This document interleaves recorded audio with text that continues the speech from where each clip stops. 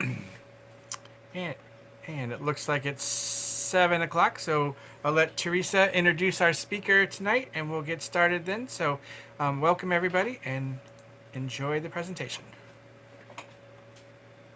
Welcome and thank you for joining us this evening. I'm Teresa Fieser and I'm on the board of the Friends of Pinellas, Master Naturalist.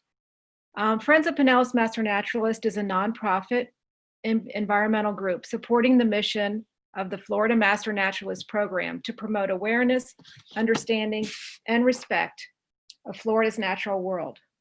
We are passionate about Florida's ecology and want to learn more through field trips, outreach programs, and speaker presentations. Many of our members have taken the University of Florida adult educational courses to become Florida Master Naturalists. Our group raises funds to support 2 scholarships per year for these courses. This is open to everyone, so please see our website for more information. A special thank you to those who donated to our scholarship fund by purchasing a ticket for tonight's webinar. Upcoming events, we have several more events scheduled for the rest of the year, so please you'll see an email coming out, so keep an eye out.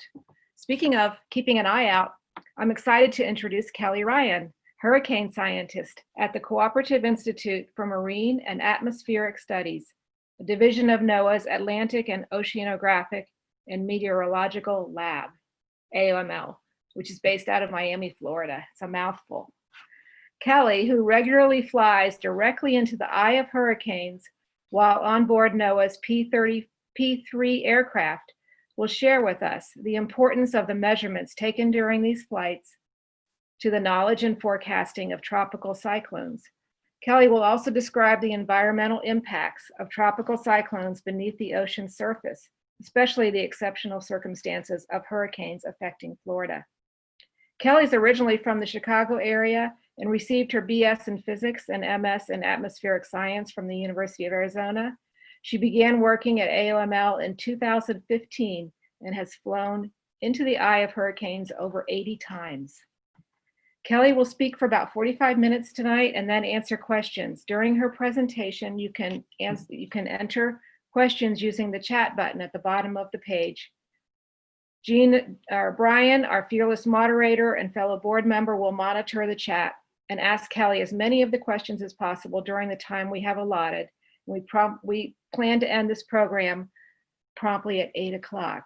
And this program is being recorded, so if you want to see it again, because there's a lot of information coming, we will be having that link on our website. So let's get started. I want to thank Kelly for being with us today. Hi, thank you. Can you hear me? Yes. Okay, great. So I'll skip the introduction since you just did that.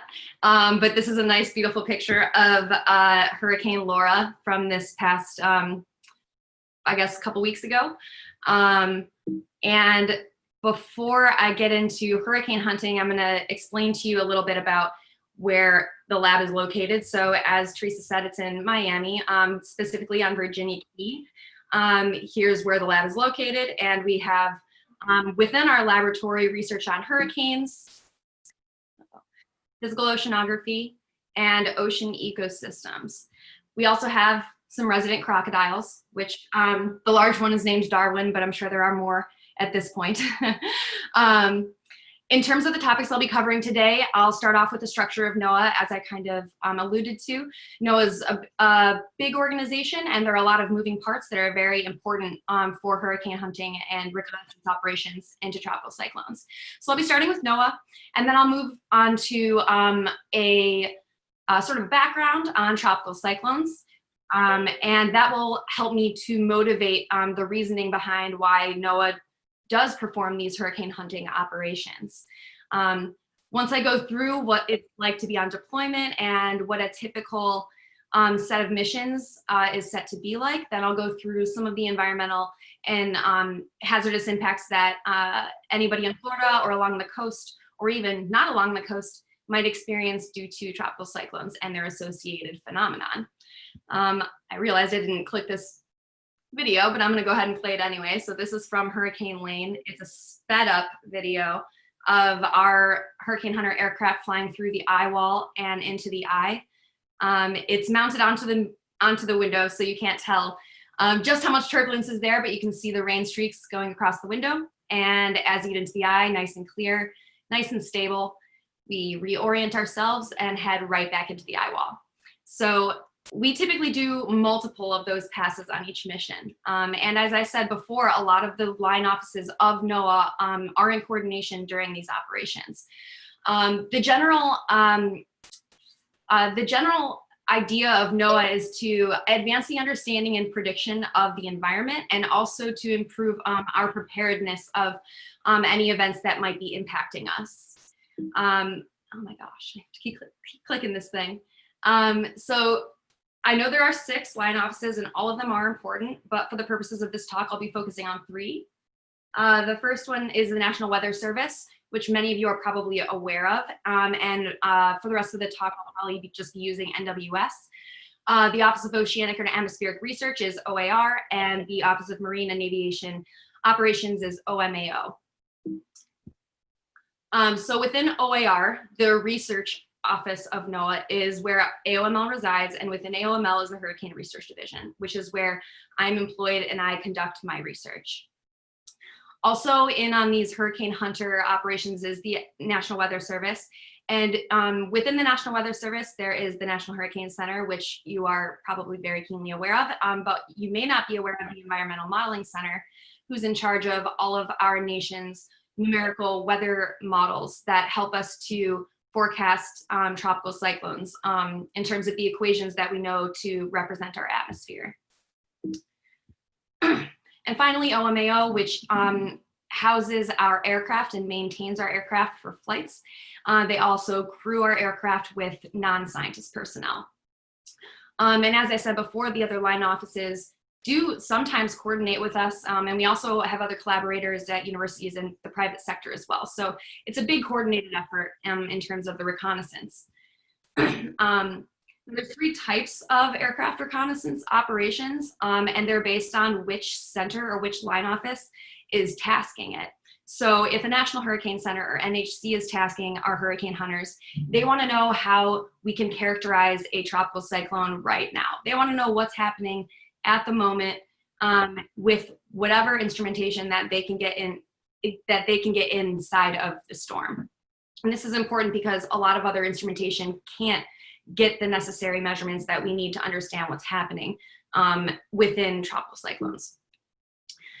In terms of the EMC tasking, or the Environmental Modeling Center tasking, they want to know what observations are important for our forecasts, or what observations will help their models perform optimally. And so models require the most up-to-date understanding of the current state of the atmosphere. And if a model starts out with the wrong or slightly different initial conditions from what is reality, then the model will not accurately represent may not accurately represent what will happen in the future. And finally, there's HRD tasking, Hurricane Research Division tasking. And this focuses on what observations will help to improve our physical understanding of tropical cyclones, and then therefore how we can refine the way that we task our NHC and EMC missions, or how we strategize for those taskings rather. So I keep using tropical cyclones and hurricanes interchangeably. And I realize that many of you are familiar with hurricanes and may not be familiar with why I'm using tropical cyclones. And so I'll start with what you know, which is what is a hurricane? So a hurricane is actually a type of tropical cyclone of a certain strength that exists in a specific region. And hurricanes exist in the Central and East Pacific and Atlantic Oceans, or basins as we call them. But tropical cyclones are called typhoons in the Western Pacific, and just simply cyclones in the Indian and South Pacific basins. Tropical cyclones are defined by a closed surface circulation, so a rotation that is at the surface or near it, and associated convection near that surface circulation. And by convection, I mean clouds or precipitation, anything that indicates a vertical motion of the atmosphere, which is an indication of instability. Tropical cyclones are also only located over tropical and subtropical waters, which you may have gathered. And they're also warm cored, which simply means that the temperature at its center is warmer than the air that surrounds it. And so I've told you about hurricanes, typhoons, and cyclones, but you also are probably aware of tropical depressions and tropical storms. And simply these are tropical cyclones that just aren't quite as strong as hurricanes, typhoons, or cyclones might be. So a tropical storm is, or a tropical cyclone is designated a tropical storm when it reaches gale force surface winds, which is 39 miles per hour. And then moving on to hurricane categories, which I'm sure you're very much familiar with, is called our Saffir-Simpson scale. And within the Saffir-Simpson scale, a category 3 or higher indicates when you have a major hurricane or a super typhoon. Now, in the Atlantic and Pacific basins, we typically choose the category or designate the category based on wind speed, but in the Pacific and Indian basins, they typically use pressure. But they are very much correlated, though not exactly. And that's one of the questions that tropical cyclone scientists try to answer in some of the experiments that they run. So what is a tropical cyclone? Well, it is characterized by very strong winds, which is indicated by our scale system. It's very much dependent on how strong the winds are, but also storm surge. And storm surge is actually a product of not only how strong the winds are, but how large of a system you have. How far from the center do your winds extend? In addition to these strong winds and storm surge, you get heavy torrential rain and severe weather, and lots of it. You'd be surprised at how much severe weather actually is spawned from tropical cyclones. And just to give you an indication of the variety of tropical cyclones, not only do they vary in strength, but they vary a lot in size. And so on the left is the largest tropical cyclone that we have known to existed, which is Typhoon Tip, existed in the Pacific Ocean. Then we have Hurricane Ike, which is the largest hurricane in the Atlantic Ocean. And then the smallest tropical storm or tropical cyclone that's ever been on record is Tropical Storm Marco, which was just in 2008. But you can see the varying size and how much the storm surge especially might be impacted by this. So there's also a climatology to tropical cyclone activity. The number of hurricanes does vary year to year, and this is due to a lot of the climatological factors or global phenomenon. You may be familiar with El Nino or the solar cycles. And then we also know that when there are more hurricanes in one basin, there are typically when there are more tropical cyclones in one basin, there are typically less tropical cyclones in another basin. It's not always the case, but that is typically true. And then throughout the year, of course, the hurricane activity does vary, but the hurricane season runs from June to October every year for the Atlantic Basin, and we have an average of 10 hurricanes each season, with 2 of them being major hurricanes. The peak of the season is smack dab in September, so we're right smack dab in the middle of it, and we currently have operations planned for the Atlantic. Yeah. So since I know some of the crowd is not, doesn't have a meteorology background, I wanted to challenge you to think back to your earth science class, whenever that may have been, and just kind of recall that weather and climate are different things. Today I'll be talking very much about weather, which is the current atmospheric conditions and the short time scales over which they evolve. Climate is the average weather of a region over a period of time.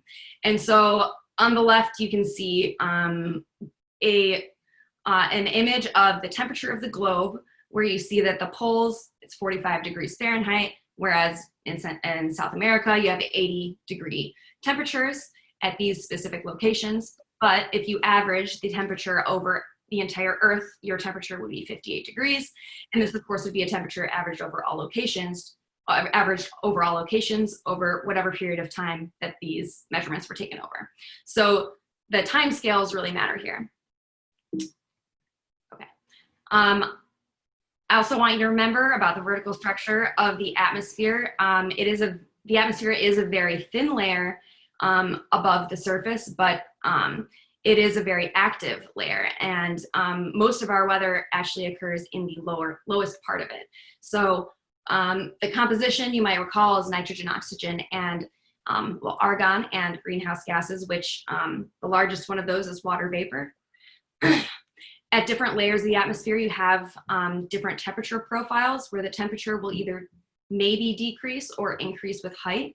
And so at the stratosphere, you have the ozone layer, which allows the temperature to increase with height in the stratosphere. And then here in the troposphere is where all of our weather is located. 80% of the atmosphere is located here. And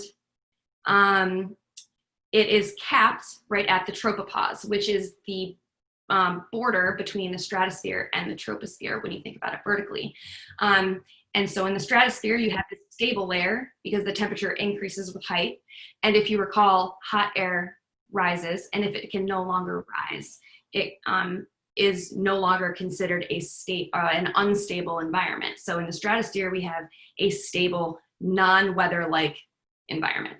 In the troposphere, it is potentially unstable because the temperature may decrease with height, but it might not. And so that's why you sometimes have, really strong convection, really strong thunderstorms, and sometimes you might not really have anything. Weather.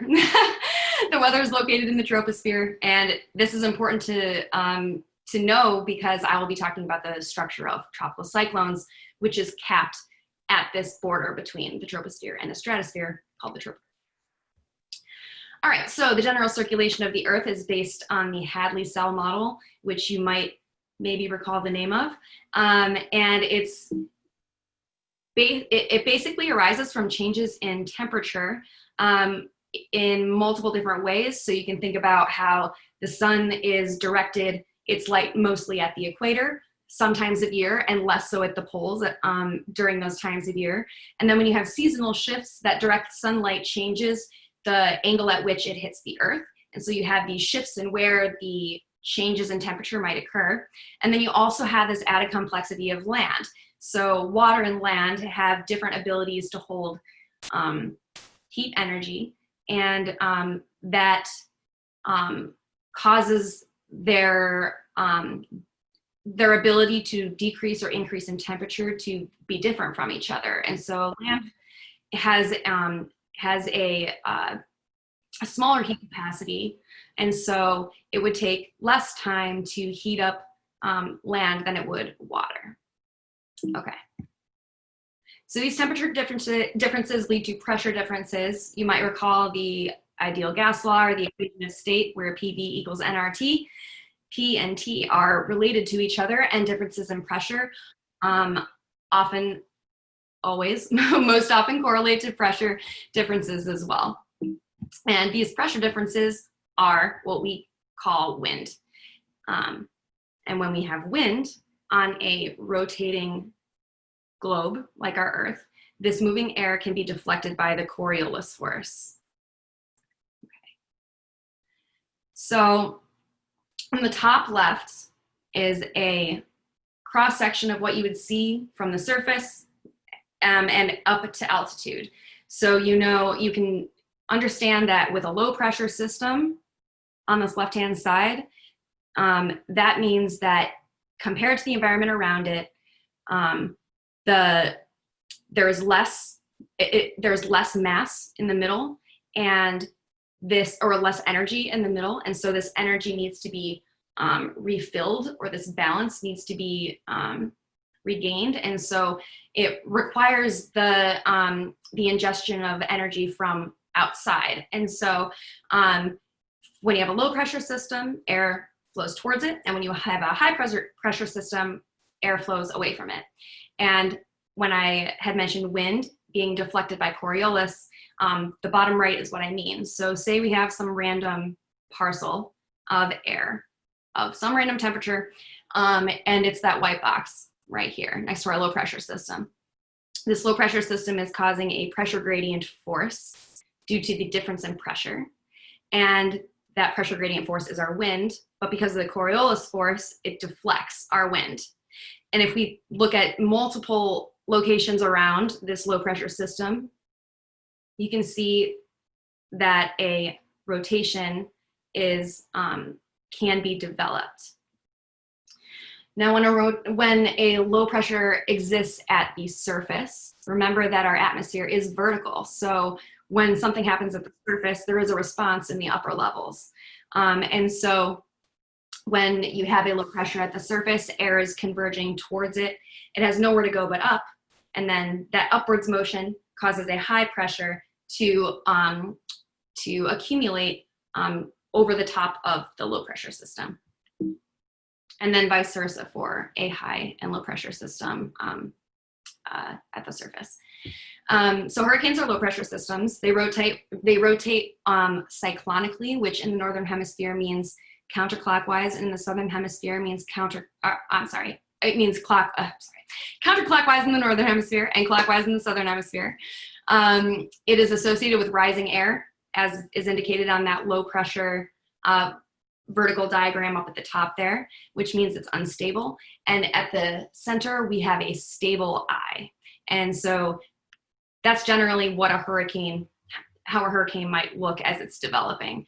And in the tropics, we have an area called the ITCZ, the Intertropical Convergence Zone, where we typically have a lot of convection that tropical cyclones tend to form from.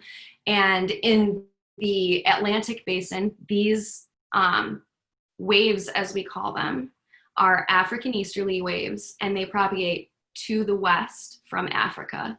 And often in the region where we have no land in the Atlantic Ocean is where many of these hurricanes may develop and strengthen.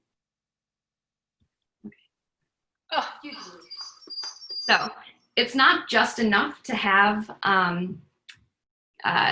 some convection and some sort of an indication of circulation, or even that you have a tropical depression at all.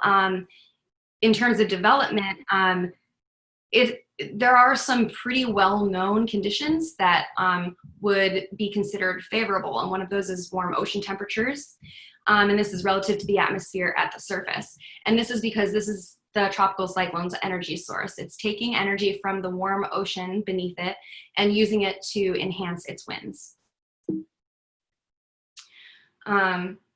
We have this Coriolis force, which does not exist at the equator. And if you are interested, and if we have time, I can go into why, but this is why we don't see tropical cyclones at the equator. But it's also why we need to have, but this is also one way to show you that tropical cyclones require this force in order to develop.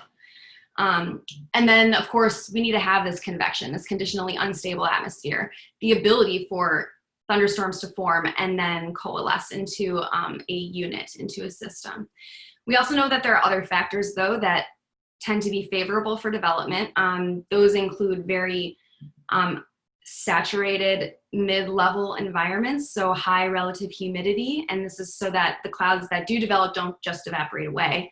The absence of what we call vertical wind shear, which disrupts the organization of a vortex as it's developing, and then a pre-existing disturbance to help kind of focus the organization of the thunderstorms. So vertical wind shear is a very important environmental quantity for understanding the prediction of tropical cyclones, and it's defined as a difference in wind with height, either in speed or in direction. And so essentially vertical wind shear is when the winds are not the same at the surface as they are at a different altitude above the surface. And that tends to cause a tropical cyclone to have difficulty when organizing its circulation.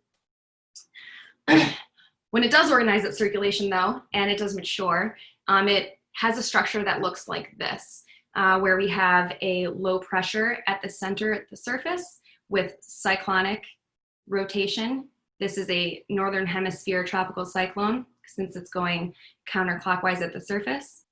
And then we have our eye, which produces a very stable environment.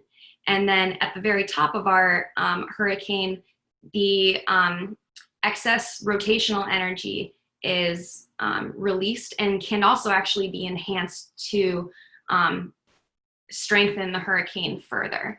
In addition to this rotation, you remember had this pressure gradient force where you have the air converging towards this low level pressure and outward from this high at the top. You can also see some rain bands in here as they spiral around. And at the surface, as I said, is where tropical cyclones get their heat source. What tropical cyclones have that are very interesting in terms of the phenomenon of meteorology is that they are a positive feedback loop, meaning that if there isn't so much in the way of unfavorable conditions, it can intensify itself to its maximum potential intensity.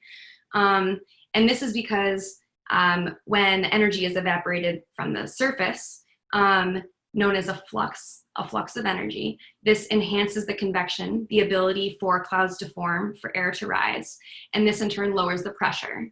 When you lower the pressure, wind speeds can increase, and then we're back to the top, where we can have an increase in fluxes from the surface to the atmosphere.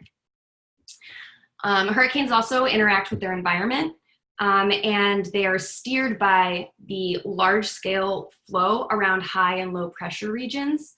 And these high and low pressure regions may track the tropical cyclones very well into unfavorable or more favorable conditions.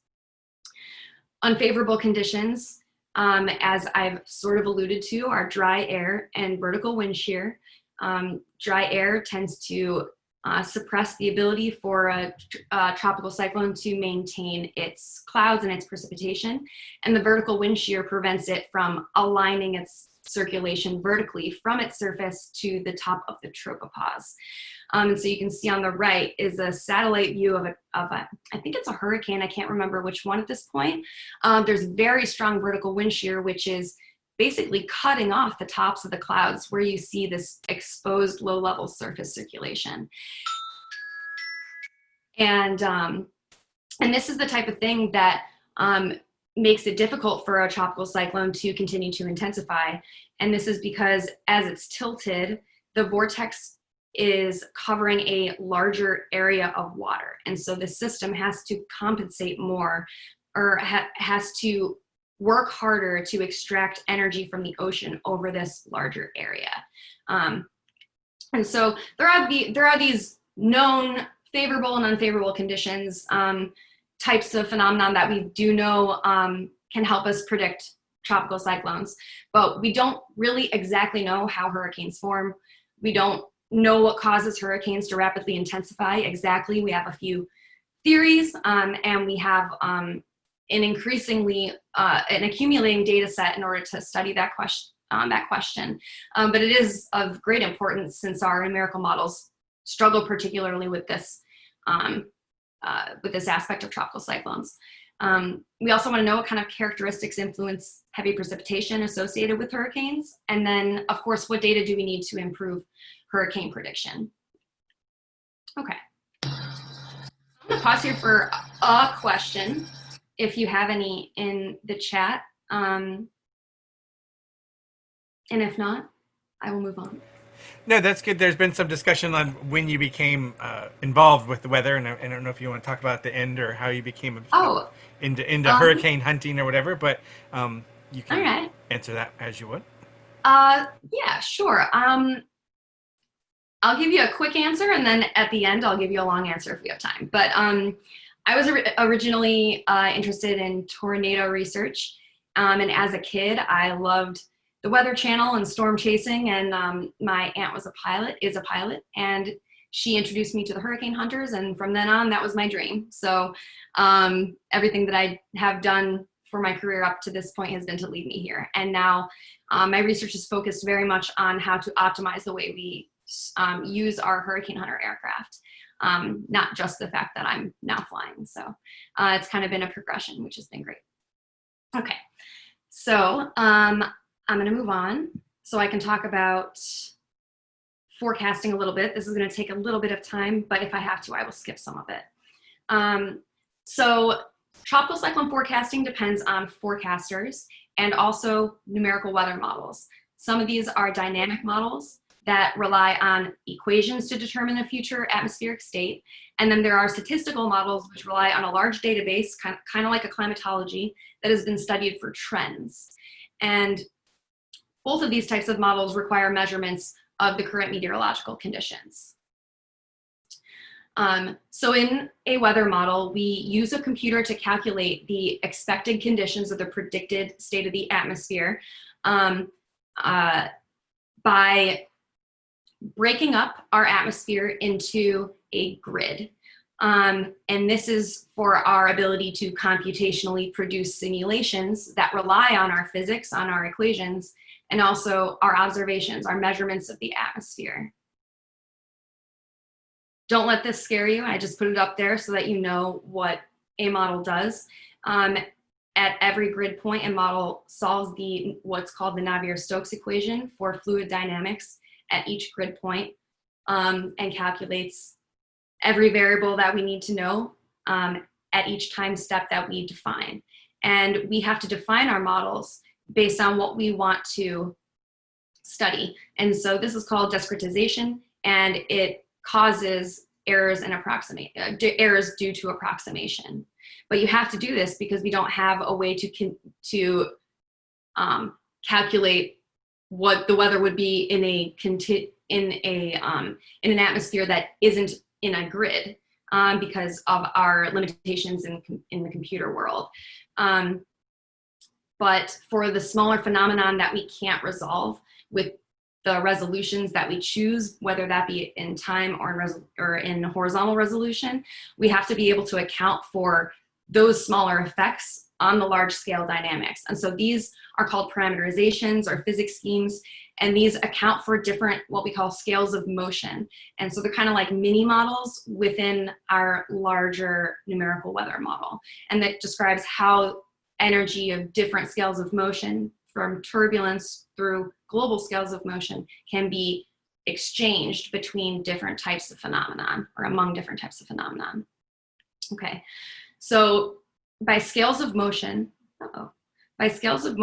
I mean that different weather phenomenon are of different size and only last a certain period of time. And so on the left is a hurricane, and the small white box is a grid, a box just about the size of the box on the right, which is a radar image of a tornado. And so you can see the size differences here. And if you have a grid that is 100 miles by 100 miles, and your tornado only exists in a half a mile location, then it will be totally washed out by your model. And so this is why scales of motion are important, and compensating for their errors and approximation is important in models. Okay, and let's get that, and just say that, so I've talked about observations and modeling kind of being this cohesive unit, but I haven't talked about how they come together, and that's through something called data assimilation. And data assimilation is simply, very not simply, but I will simply put it, an adjustment to the initial conditions that a model uses to calculate its future states. And so it's based on a statistical probability or some statistical probability methods. And there are many different ways to do this, but they all solve something called Bayes' theorem, which tells you how likely a given state is to occur given observations of that state at a prior time. All right, so in addition to these limitations that we have in just general numerical weather prediction, tropical cyclones provide us with additional limitations. They exist over the ocean, which you wouldn't think would be a problem, but unfortunately, there are a few reliable observations over the oceans. And that's one of the reasons why we have to fly our aircraft into them. Okay. We have a lot of instruments that do help us in hurricane prediction, but they either are based on land too far away from a hurricane or are satellite based and occasionally don't provide us with the measurements that we need to forecast the weather adequately. I already told you about the scales of motion, so that does provide us with some limitations, especially because hurricanes depend on many scales of motion, not just the scale of motion of a hurricane. There's also huge gaps in knowledge of data assimilation in general, but especially in high gradient regions. And when I say high gradient, I mean in places where there are large differences in things. So if there's a large difference in wind, for example, maybe between the eye and the eye wall, that's considered a high gradient region. And so that is a region that's very difficult for the data assimilation systems that we have. But we also have huge gaps just generally in the knowledge of what happens in certain locations within a hurricane environment, what processes are going on that dictate its evolution. These mostly occur in the places where we haven't had a lot of observations or can't really get a lot of observations. So these are in the boundary layer where that very important exchange of energy from the surface comes from. Also in the clouds, and how those clouds distribute energy in the form of interactions of droplets and the sizes of them, as well as the turbulence within a cloud. And then, of course, how energy related to the environment can affect the tropical cyclone's evolution itself, and how the evolution of a tropical cyclone affects its environment. It is definitely a coupled system. Okay, so when we do hurricane hunting, we want to improve situational awareness by getting observations. We want to optimize our model performance, and we want to refine our strategies for forecasting. Okay, so again, back to these taskings. NHC wants to know what is happening now. EMC and HRD want to know how these measurements can benefit the performance of the numerical models and help them to understand how to improve modeling and forecasting in the future. Ooh, that's loud. Take it down a notch, or I'll keep it up a little bit. Where are we at on time? I'm gonna let this play and just talk through it because it's almost done. This is of going through the eye wall. It's pretty turbulent, though everything that we have is strapped down for safety. Like I said, we do multiple of these passes as we go through the tropical cyclones. Okay, I'm gonna move on though, because I have just a few more minutes here and I wanna get to the bread and butter. So now I'll talk about hurricane hunter operations. We have a few different types of aircraft at our disposal. In NOAA, we have our P3s, which fly directly through the storm at about 8,000 feet. We also have, and we have two of those aircraft. We have one Gulfstream 4 aircraft, which flies around the periphery of the storm and at a 45,000 foot altitude in order to get as much information about the whole depth of the atmosphere as it can. We also have unmanned aircraft that we deploy from our Hurricane Hunter aircraft, which flies in the boundary layer, and that's under about 5,000 feet, again, through the core of a storm. Oops. Let's do that. We have lots of instrumentation on the plane. Some of them are used operationally year to year and have been shown to improve the performance of our numerical models. The measurements we collect include temperature, pressure, humidity, wind, precipitation, anything about the sea surface, anything about the waves that we can find. Right now you're kind of watching just a simulation of what one of our flights would be like. Here we're dropping a dropsonde, which is a sensor that is kind of similar to a weather balloon that you would see on land, falls to the surface. And we get all that data as it drops. Here's another one. This is of the dropsonde being deployed from the plane itself, an actual video. But we have other sensors on the plane. We have lots of radars, 3 of them to be exact. One of them is called a tail Doppler radar and is extremely essential for especially our EMC task missions, as it's known to, as it's been shown to provide the most improvement to our numerical models. But we also have other types of instrumentation, both operational and experimental, that we work on. The unmanned aircraft is an experimental aircraft. Another one is the LiDAR. A LiDAR is kind of like a radar, but is where a radar sees precipitation, or where a radar sees winds and can take measurements in areas where there are precipitation. LiDARs can take measurements where there is no precipitation. So you can kind of compensate for this gap in observation coverage. So at the beginning of every year, we do plan for these taskings. They pop up when we have hurricanes, but we do have plans for what our strategy is when we are tasked to fly.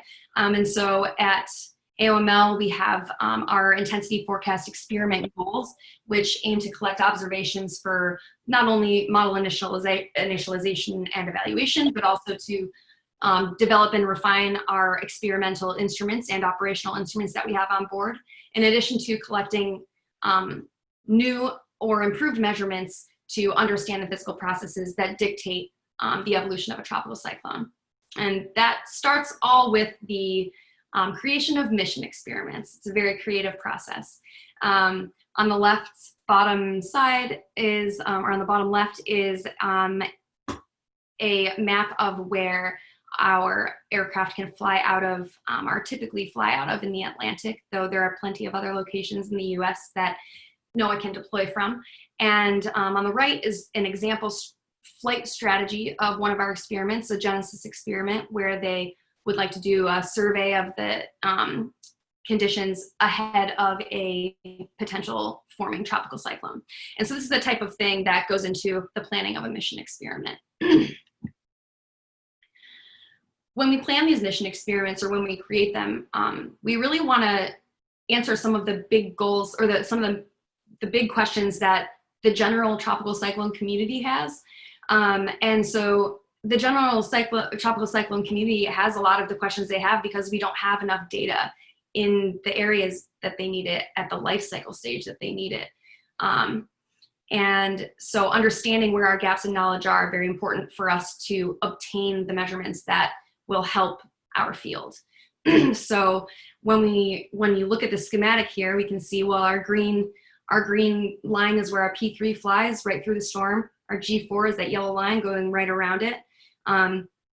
We don't have really anything in above or below the P3 outside of a few dropsons below the P3 and tail Doppler radar, which again is very essential, but that is only able to retrieve measurements again in areas of precipitation. So we need to orient our measurement coverage to answer these questions. A couple of other questions that I have talked about are the effect of vertical wind shear, how different conditions can impact the way a tropical cyclone can intensify or maybe rapidly intensify, and maybe how moisture might change the way that a tropical cyclone might evolve. So once we have our mission experiments planned, this is all done again prior to the season. We have daily forecast discussions throughout the season, starting when the season's at the start of the season, to determine whether or not we have potential targets. And we do this through looking at all of the available guidance we have. We look at models, we look at instrumentation coverage, we look at satellites from what we can get out of them. And we want to know, well, is this TC or a potential TC a threat to land? That's our number one question. And then our next question is, what atmospheric measurements can we collect that will benefit the TC's forecast or achieve those IFX goals? And so from there, we can look at specific model fields, maybe a model that we trust, and we can determine whether or not something in the environment is causing the forecast to be more or less uncertain. So for example, if the environment ahead of a potential tropical cyclone in a model shows you that one day that it is very, very dry ahead of it, you would expect that hurricane to probably not survive. However, if in 12 hours, now your model is saying, well, ahead of the storm, we actually have very saturated environment, which is conducive for development. Now you have two different model runs that tell you two different things, but you know where the difference is. And so now you can try to understand via your measurement coverage where the models might be going wrong, how to correct the model solutions to benefit the forecast, the real-time forecast. And so we really do a thorough discussion of our targets and prioritizing them if there happen to be more than one that exists. So when we're in the field, we have our science airborne crew and our science ground crew. Oh my goodness. And we also have other crew members from the Aircraft Operations Center, AOC, that help to pilot the plane and operate our instruments, among other things. Each of these flights is typically about 8 hours, though I have been on a mission or two that were close to 12. There are typically 12 to 15 people on a mission, crew members on a mission. I have seen close to 20 for high-profile cases when we have people from like the National Hurricane Center or someone on board that wants to know how we're running things operationally. And then we typically do these missions every 12 hours. That does change, but 90% of the time I'd say 12 hourly is the way that we run things. In terms of the total crew, as again I said 12 to 15 or so crew members. There are a bunch of different jobs, and each person has their own very important role on the plane. And when one person isn't able to do their role, they have to have a backup. And we always work together as a team, both in the aircraft and out of the aircraft, among all the line offices in order to make this happen. In terms of the science crew, we also have individual people on individual things. So we have someone leading the science because typically there are multiple experiments going on at one time. We typically have a principal investigator for an experiment that has been submitted at the beginning of the season. And this person will help to guide the lead project scientist to make sure that the mission objectives are accomplished. We also have a radar scientist, making sure that our tail Doppler radar is obtaining the data that we need and making sure that the data that we transmit is without error. We have dropson scientists. Remember, those dropsons are the sensors that we release from the belly of the plane. We have an ocean scientist sometimes, and instrument technicians. So there's definitely a full load of people. Each person has their own duties, and we all really rely on each other to do a really good job to get these things done. So what we plan and what ends up actually happening isn't exactly, doesn't exactly go according to plan. So on the left-hand side is what we wanted this particular mission's flight path to look like, and on the right-hand side is what it actually looked like. To be honest with you, this is actually not bad. I remember this hurricane. It was a pretty difficult one to navigate, but you can see how we tried to get this symmetric coverage of the storm, but we were unable to get all the data that we really wanted. But we use a lot of the things that we do in these flights to plan and re-strategize to get the measurements that we need to obtain the goals that we want. On this particular mission, we obtained all the goals swimmingly. It just looks a little messy. So after we're done with each of our sets of missions, each storm is a set or a series of missions or taskings, we debrief and look at the evolution of the TC that we just sampled from whatever point that we started, whether or not that was a tropical depression or already a hurricane or maybe not a hurricane at all. And then also what data did we collect and what did we learn from it? Oh yeah, out of time. Okay. So we look at our photographs, like on the right-hand side here of the eye of Hurricane Matthew here. Here's the eye at this exact same time, a satellite image of it. And then we can look at our data. And so up here at the top are wind well, the colors represent the wind speeds. These are actually wind barbs, so they all also show you the direction of the winds. And then the bottom image is our retrieved reflectivity and wind speeds from the tail Doppler radar as it does a cross section through the hurricane. And so the very center of that plot would be the center of the hurricane, and then to the left or to the right would be the extremities of its wind field. In the interest of time, I'm not going to click on this link, but I will if anybody is interested in talking about how we do a full debrief. And if we don't have time, I do have a link provided here, and you're welcome to check out our blog, which we go over all of our science accomplishments and mission objectives. But again, sometimes things don't go according to plan, and we need to evacuate our families, for example. Thank you, Hurricane Irma, that was fun. Sometimes we need to evacuate the aircraft, in which case we go to a different base and operate out of there. This one is actually from Laura, when we had to relocate to our base in Lakeland, Florida from St. Croix. Okay, so the last thing I want to talk about are tropical cyclone impacts, and I always like to end my talks on this because it is so absolutely important for everybody to understand that impacts of tropical cyclones extend far beyond just winds. And there are a number of examples I could give you right now, but I'm going to focus on Hurricane Matthew, since it was a hurricane that did not make landfall in the United States, and yet caused a lot of damage, a lot of impacts to many of our states. This is an image of Fort Lauderdale, I believe, as Hurricane Matthew was just offshore, probably as a Category 3 or so hurricane, but dissipating.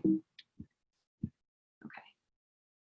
And as Hurricane Matthew went up the coast, dissipating from a Category 3 to a Category 2 to a Category 1, it still produced unimaginable impacts in multiple states, regardless of the fact that this thing did not make landfall. And I want to emphasize this with as much passion as I can, that the center of a tropical cyclone and how far you are from the center of that tropical cyclone does not necessarily correlate with the hazards that you might experience. In Haiti, this was a Category 4 landfall. And again, in the Carolinas and in Florida and in Georgia, which I don't have a picture of here, again, Category 2, Category 1 did not make landfall. These are effects that are associated with the extremities of the cyclone and its evolution. I'm going to give you another example here from Hurricane Laura. So the hazards depend on your location within the hurricane environment as well. And I bring up Hurricane Laura because it was a very broad wind field. So even if you are 50 miles from the center of the expected landfall of a tropical cyclone, you should really pay attention to what your local offices are saying, what the National Hurricane Center is saying about just how extensive the wind field is expected to be. This image here is the wind field history of Laura, where orange is the tropical storm force winds and red is the hurricane force winds. And you can see it is a large area. I should also mention before I go to this that if you are near a coast or near any waterways that are prone to flooding, any tropical cyclone associated hazards can cause great risk to the region. I'm going to bring you back to the 1960s now, because this is a case I like to bring up for people who don't live on the coast and would never think that a tropical cyclone might impact their area. And so this is from Hurricane Camille in 1969, produced extreme rainfall, extended all the way through, the Appalachian Mountains. And the reason that this was so bad in terms of rainfall is because of this interaction with these mountains. So as the tropical cyclone, as the hurricane made landfall and then dissipated over land, the circulation tracked over these mountains and caused just insane amounts of rainfall. And the peak rainfall was actually here in Virginia. So it's also important to recognize where you are topographically in terms of hazards for tropical cyclones. The last thing I'll put up here is just to take caution when hurricane watch or warning is issued. It's if you live in a state that is particularly prone to tropical cyclones, anywhere along the Gulf Coast or the eastern coast of the United States, or in the Caribbean, any of the territories, it is essential that you become familiar with the National Hurricane Center website and stay up to date with their advisories. Sometimes you get 12, 24 hours notice. Hurricane Harvey was a 24 or 36 hour notice, devastating major hurricane in Texas. So you really need to be prepared if you know that there is a chance. And some of the things that you might think of putting in there are water, perishables, a flashlight, but something that you might not think about is a whistle in case something does happen, you need to be found. A radio if you can, extra batteries, and some way to light a fire. Just, prepare an emergency kit just in case. You never know when it's going to be the day. Hurricane Andrew victims found that out, as did many of the other tropical cyclone victims. So just take caution.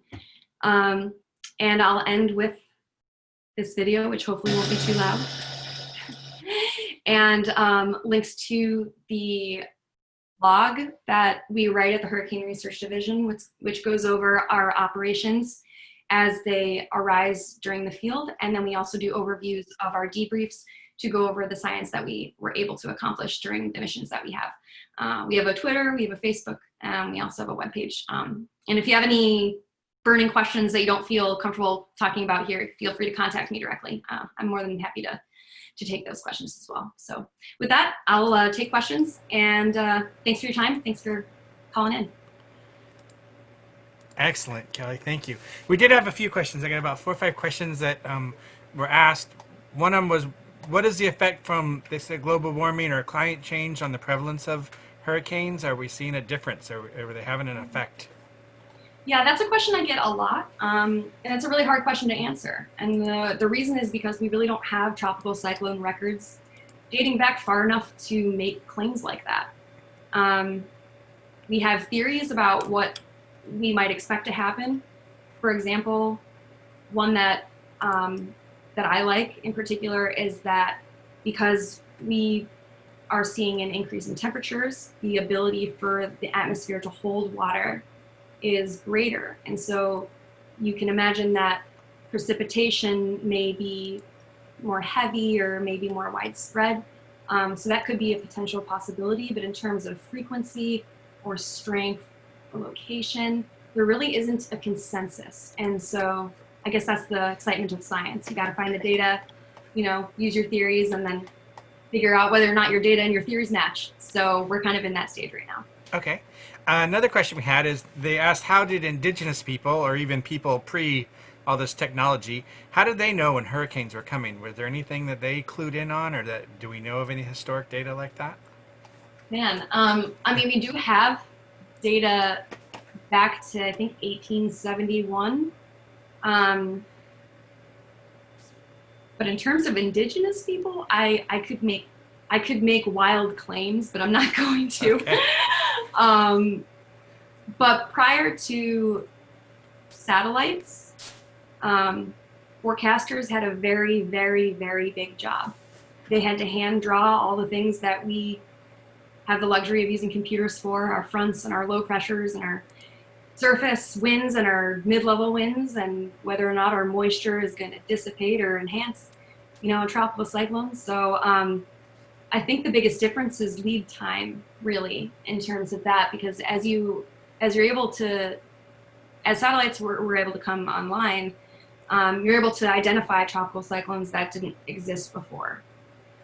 This is part of the reason why it's difficult to come up with a climatology of tropical cyclones, right? Because as soon as satellites come on board, you're like, wow, there's 12 more cyclones we didn't even know about. Yeah. So, yeah. Okay, excellent. And let's see, what had one other one. As far as for the different models, when you're talking about all the models and the variability that could be in there, is there a targeted confidence interval, or is there a threshold you're trying to hope a model exceeds in order to be pick that one or select that one? Well, in terms of tropical cyclones, it's very much a survey of all available models. Okay. We do have our preferred models that we trust more than others, but each model is catered towards a specific type of weather phenomenon or scale of motion or something like that. And so in terms of tropical cyclone prediction, you really have to look at the breadth of the information. You can't just choose one model. I can say, though, that if there isn't a whole lot of consensus in the models, meaning if our 10 models are telling us wildly different things, then the confidence in your forecast is going to be very, very low. But if we can figure out why that forecast is uncertain and go and target those regions with our aircraft, we might be able to compensate for that problem. Okay. Yeah. And I have time for one last question. They had about the altitudes when you take the measurements. Is there target altitude you're trying to get measurements, or you trying to get it through the entire vertical profile? Oh, we want the entire vertical profile. If you were to see the amount of observations that you get in a hurricane, you would say, where are all the observations? It's less a problem with a mature hurricane because you do have these rain bands, but most of the time you don't have a symmetric structure. Okay. Yeah. Excellent. Okay. Well, thank you. That gets a lot of our questions out of the way, and we really appreciate that. They had, I think you had some family on board telling some history. You've been interested in weather from a very early age, from what we heard. That's fantastic. But thank you so much for this. So this is really great. I know, like all the models and all those different math parts. My ears are perking up there, but I know that's a lot more detailed than some people, can get to, but you covered that great. That was fantastic. So thank you very much, and we just like to thank everyone for coming out to the Friends of Pinellas Master Naturalists presentation. This was Kelly Ryan, and you can contact us if you lose her email address or whatever, and we can pair that up. And of course, it's still up on the screen now if you have any questions. Thank you for coming out tonight. This was a fabulous presentation. See a lot of good comments. Everyone enjoyed it, so that was fantastic. And just keep track of our website, because we will have this recording available, and we'll have links available, and then for other presentations that we have coming up. So on behalf of the Friends of Pinellas Master Naturalists, just want to thank everyone for coming out, and everyone have a good weekend, and think of some of the precautionary things that Kelly said the next time you see a hurricane warnings come about. So take them seriously, she says. So that's all something our take-home message. That was fantastic. Thank you, Kelly, and hope you have a great night, and thank you for coming out for us. Thank you so much, and thanks for calling in, everyone. Thank you.